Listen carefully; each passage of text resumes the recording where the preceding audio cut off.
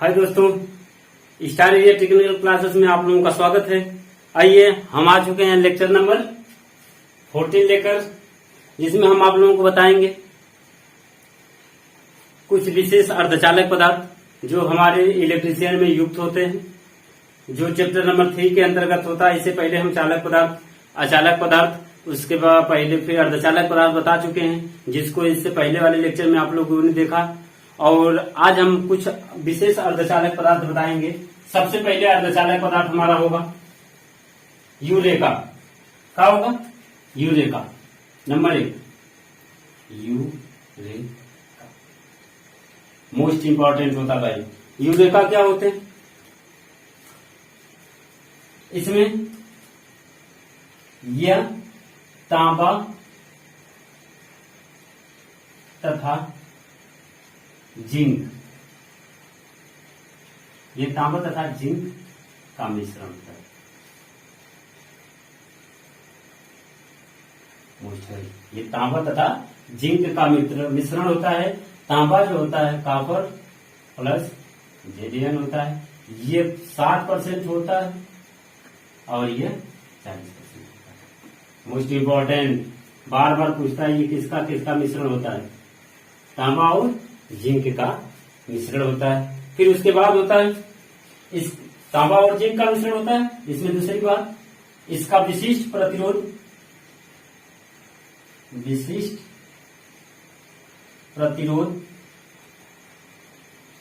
क्या होता है? उच्च होता है। इसका विशिष्ट प्रतिरोध क्या होता है? उच्च होता है। इसे खींचकर इसे किसी भी आकार में मोड़ा जा सकता है। इसे किसी भी आकार मोड़ा जा सकता है। इसे किसी भी आकार में मोड़ा जा सकता है। फिर इसके बाद किसी भी आकार में मोड़ा जा सकता है। और ये जो होता है, यह यूरेका प्रतिरोध भी बनाने के काम, विशिष्ट जो होता है प्रतिरोध इसका अधिक होता है, तो प्रतिरोधकता भी इसकी अधिक होती है। तो सबसे मोस्ट होता है यूरेका। यूरेका किसका किसका मिश्रण होता है? कॉपर और तांबा का मिश्रण होता है। फिर उसके बाद इसका विशिष्ट प्रतिरोध क्या होता है? उच्च होता है। और इसका विशिष्ट प्रतिरोध, इसे किसी भी आकार में मोड़ा जा सकता है। दूसरे नंबर पे होता है दूसरा जर्मन सिल्वर। ये भी भाई मोस्ट है, जर्मन सिल्वर।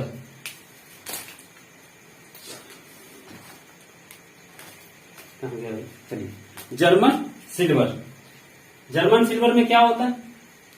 जर्मन सिल्वर में कॉपर, तांबा और निकिल का मिश्रण होता है। चलिए, इसमें क्या होता है? कॉपर होता है, यानी तांबा,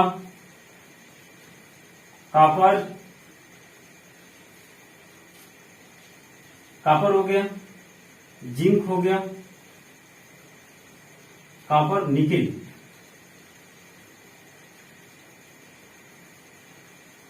copper nickel plus zinc, copper nickel और जिंक।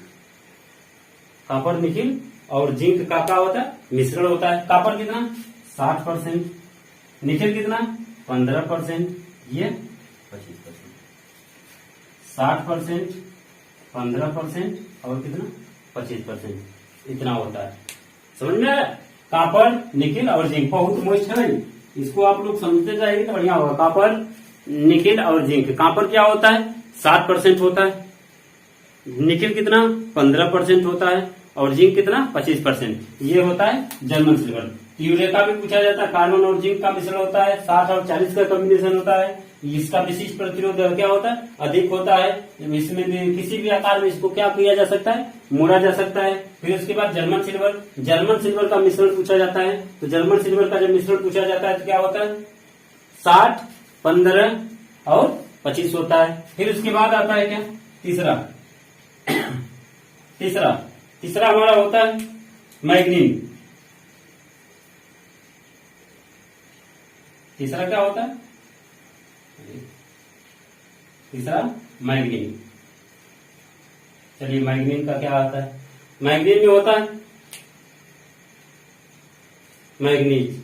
मैग्नीज मिलाते हैं, निकिल मिलाते हैं, इसे बनाकर तब बनाया जाता है मैग्नीज और निकिल। तांबा, तांबा मैग्नीज, तांबा मैग्नीज प्लस निकिल।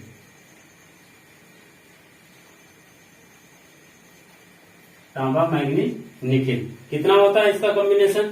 चलिए 84 12 4, 84%, 12% और 4%। बहुत मुश्किल है भाई, ये प्लस कॉम्बिनेशन होता है मैग्नीज का। ये तो कई बार पूछ चुका है इलेक्ट्रिशियन थ्योरी में, ये इसको ये भी मोस्ट बता दिया हमने आप लोगों को। यू मोस्ट हो गया, यू मोस्ट हो गया, ये भी मोस्ट हो गया, बहुत ही मोस्ट है। आपसे पूछा जाएगा कि मैग्नीन, मैग्नीन में कौन कौन से मिश्रण होते हैं, तो आप लोग कहिएगा तांबा मैग्नीज और निकिल। तांबा 84 12 4, 84 12 4, ये इस तरह मिला पूछा जाता है। जर्मन सिल्वर में 60 15 25 क्या क्या होते हैं? 60 होता है कापर होता है, 15 निकिल होता है और 25 क्या होता है? जिंक होता है। यूरेका में तांबा और जिंक का मिश्रण, यूरेका तांबा और जिंक का मिश्रण 60 और 40 हो गया। जर्मन सिल्वर में कापर निकिल और जिंक का मिश्रण 60 15 25 हो गया। मैग्नीज में तांबा निकिल और तांबा निकिल मैग्नीज का मिश्रण 84 12 और 4 हुआ। इसके बाद होता है नाइक्रोम। इसके बाद क्या होता है? नाइक्रोम। नाइक्रोम यहां आती है, भैया बताते हैं। इसके बाद होता है चौथा नाइक्रोम। इसके बाद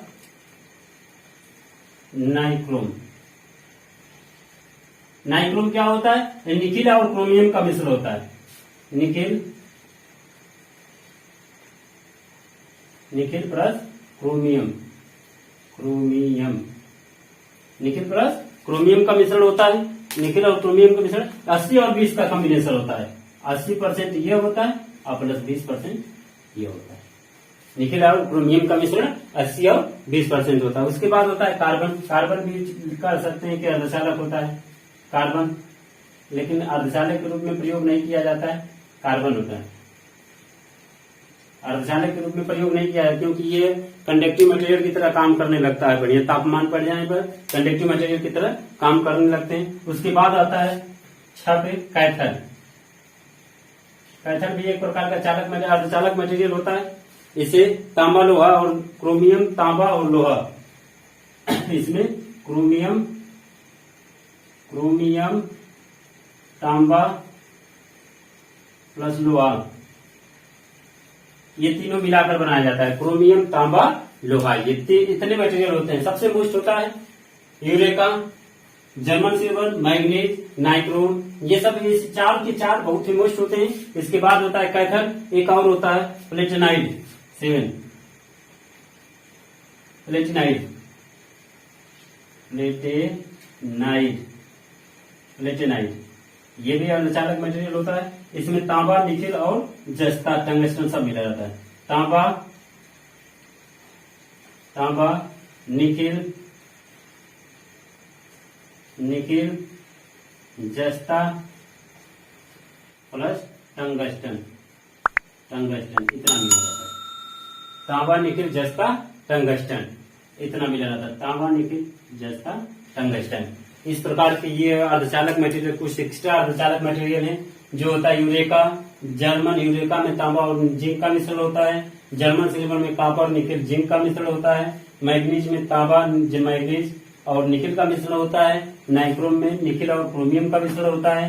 कॉपर होता है। कैथर में क्रोमियम, तांबा, लोहा को मिलाकर बनाया जाता है। प्लेटिनाइड में तांबा, निकिल, जस्ता तथा टंगस्टन को मिलाकर बनाया जाता है। अगर आप लोग न पढ़िएगा तो इसको यूरेका, जर्मन सिल्वर, मैग्नीज और नाइक्रोम, ये तो आपको पता होना चाहिए कि कॉम्बिनेशन क्या होता है। तो आज के लिए इतना ही। अगर ये वीडियो आपको अच्छी लगे तो इसको लाइक करिए, शेयर करिए, कमेंट करिए और बताइए कि इसमें कौन सा पार्ट आप लोगों को अच्छा लगा, तो इससे बेटर देने की कोशिश करेंगे। आप लोगों को बहुत बहुत धन्यवाद। इसको भाई शेयर कर लीजिए करिए, आप लोग इसको सब्सक्राइब कर लीजिए, आप लोगों के लिए बहुत ही लाभदायक होगा। Thank you.